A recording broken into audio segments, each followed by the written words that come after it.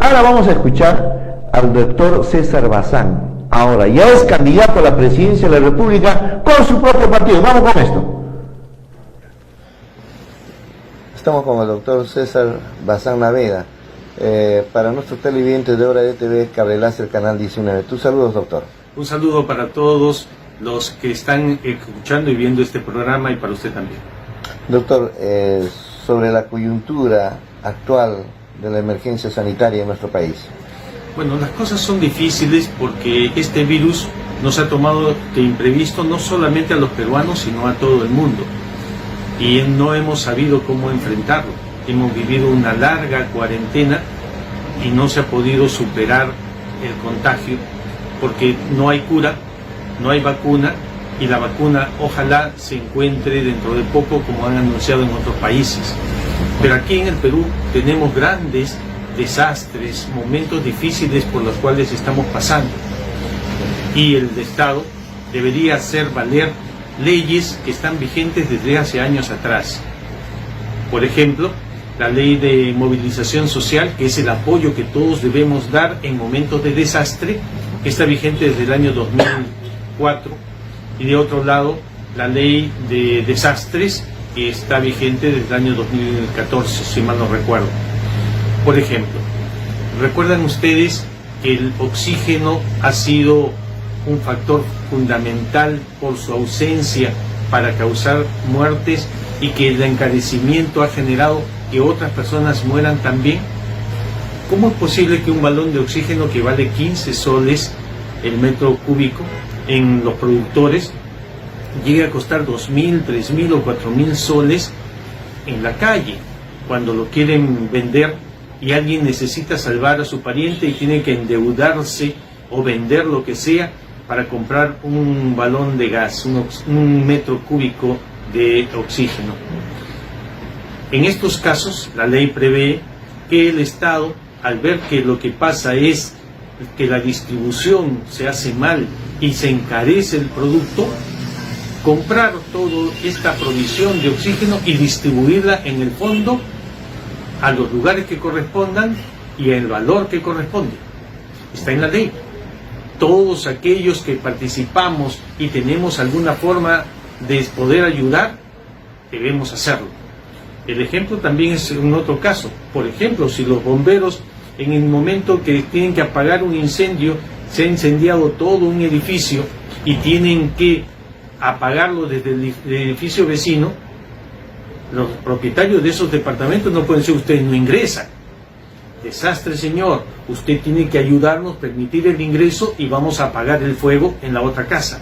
Así exactamente igual tendría que haberse realizado. Ejemplo también, en la zona de Iquitos, hay gente que tiene que ser transportada, pero tiene que ser transportada en el río con motochatas o naves o lo que fuera. Y no lo puede hacer porque no tiene o porque no alcanzan para poder transportar a todos. En ese momento, todas aquellas embarcaciones que están en puerto, el Estado puede usarlas para transportar a todos los enfermos. Ley de desastres, ley de movilización social. Eso es lo que en este momento necesitamos que el Estado administre adecuadamente para que podamos hacer llegar los servicios, los alimentos, las medicinas, los médicos a los lugares que corresponden. Doctor, nos manifestaba, por ejemplo, sobre la experiencia o la forma como han venido tratando este tema en Alemania. Sí, bueno, en el Perú nosotros hemos tenido la cuarentena más larga que ha existido en el mundo, pero no hemos tenido una política para saber qué cosas hacíamos con esa cuarentena. Recordaba que en Alemania la canciller, al momento de establecer las políticas para atacar y defenderse de la pandemia, manifestó: no hay cura, no hay vacuna, y lo único que tenemos que hacer es entonces que los sistemas de salud no colapsen y por lo tanto hacer que el contagio sea mucho más lento, pero sin destruir su economía. Y entonces efectivamente se aislaron, pero no de la misma manera que lo hicimos nosotros, totalmente, e inclusive en las zonas en las cuales no había en ese momento desarrollo de la pandemia. Y con eso no se pudo controlar porque no se ha logrado parar el desarrollo del virus, y la economía nuestra sí se ha destruido y ha generado sí un problema. Por ejemplo, la mayor parte de las empresas han tenido que despedir personal, y no creo que haya sido voluntad de ellos, sino que las circunstancias lo imponen. Pero se ha desaprovechado ese momento para hacer grandes reformas en el país. Todas aquellas personas que necesitaban salir a trabajar y vender cosas a lo que nosotros llamamos informales, ese era el momento para volverlos formales. Hay un documento que todos tenemos y que nos permite identificarnos. ¿Cuál es? Nuestro DNI. Listo, con eso se empadrona, con el DNI ya sabemos dónde está la persona, qué cosa hace, a qué se dedica, y por lo tanto puede tener la autorización para poder vender, siempre y cuando se respeten las reglas de la prevención de la pandemia. Es decir, con la mascarilla correspondiente, con la distancia suficiente, y nos evitábamos todas esas grandes conglomeraciones que han existido y siguen existiendo y que generan el aumento de la enfermedad. Por ejemplo también las grandes reformas de tránsito. En Lima, como seguramente en diversas partes del país, tenemos los microbuses del transporte que van en rutas de zigzag largas para ganar más pasajeros. Sí, bueno, eso les sirve a ellos en ese momento y está muy bien, pero cuando estamos en pandemia necesitamos rutas largas, sí, directas y que permitan el tránsito. Si ellos se hubieran ordenado de esa manera, todos hubieran podido salir a trabajar y hubieran tenido pasajeros, y todos estaríamos movilizándonos dentro de las distancias largas que corresponden. Otros para las distancias cortas, y no tenemos ese tipo de problemas. Si hubieran reparado todas las pistas que están malogradas en los días en los cuales había cuarentena, nadie salía y había trabajo para la gente. Las grandes reformas no se han hecho, lamentablemente, y es tiempo perdido, pero debemos utilizar el tiempo que nos viene de aquí en adelante para volver a activar la economía con las grandes inversiones públicas. Y las grandes inversiones públicas están en las pequeñas obras que están pendientes de hacer y que no se han hecho. A largo plazo, las grandes obras, el transporte, debería haber trenes circulando de un lado para otro. Está quebrando una línea, Soyuz, Lima-Ica. Y Lima-Ica salía un bus cada 5 minutos. ¿Qué tal un tren Lima-Ica? ¿Qué tal un tren Lima-Ahuacho? O las conexiones de toda la selva y la sierra mediante trenes transversales y de salida hacia la costa que nos permita comunicarnos y sacar toda esa mercancía, esa fruta que se ha venido quedando en su lugar porque no podían circular los camiones o no habían consumidores para comprar las naranjas o las manzanas que antes se producían y se vendían bien. Doctor Bazán, hablemos un poquito ahora sobre la inclusión de su persona en la política. El próximo año son las elecciones presidenciales y generales.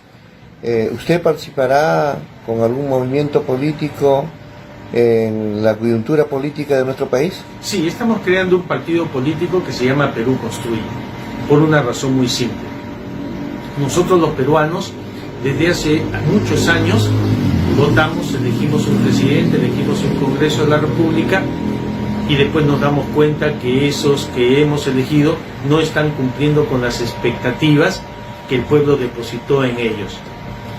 Y eso significa entonces que no podemos quejarnos todo el tiempo de lo que hicieron mal otros a quienes elegimos. Si es que aquellos que tenemos verdadera intención de ayudar a nuestro país, porque eso es ayudarnos a nosotros mismos, no participamos en política. La política debe adecentarse porque la gente decente quiere participar, y quiere participar porque tenemos solamente una razón de ser.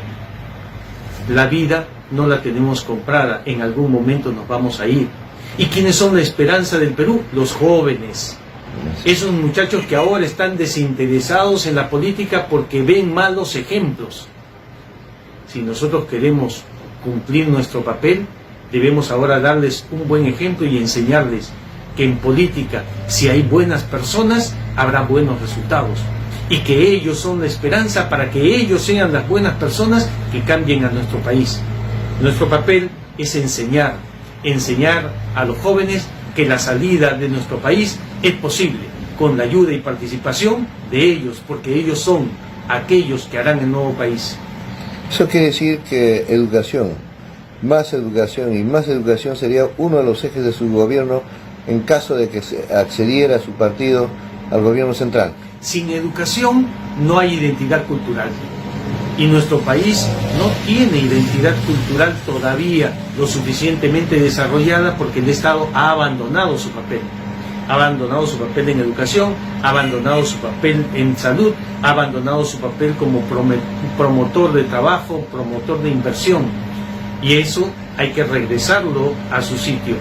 Significa entonces nuevas perspectivas para que el Estado cumpla con el papel que siempre le ha correspondido, lograr el bien común.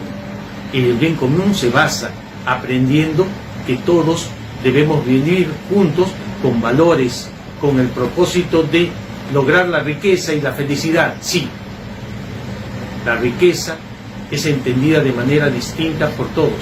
Unos pensarán que son ricos porque viven con su familia, porque tienen lo suficiente y tienen el calor de su hogar. Otros pensarán que son ricos porque tienen un gran conocimiento, una gran cultura. Otros pensarán que son ricos porque tienen una gran imaginación, escriben novelas o hacen inventos. Otros pensarán que son ricos porque tienen plata, aunque el dinero no compra la felicidad, pero pensarán así. Cada uno va a ser feliz a su manera. Y eso es lo que necesitamos.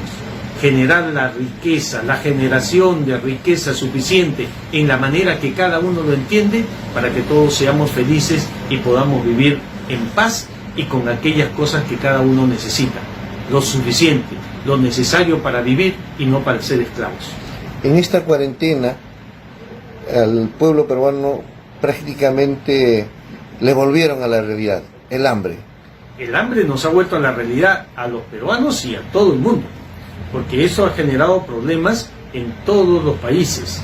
El asunto es cómo lo respondemos. Respondemos como vencidos, aquellos que mueren derrotados porque no tienen la capacidad para poder solucionar los problemas, o volvemos como vencedores, como aquellos que hemos aprovechado y superado una crisis para lograr un desarrollo mayor para el país. Primero desarrollo, aprender que no debemos votar por gente deshonesta.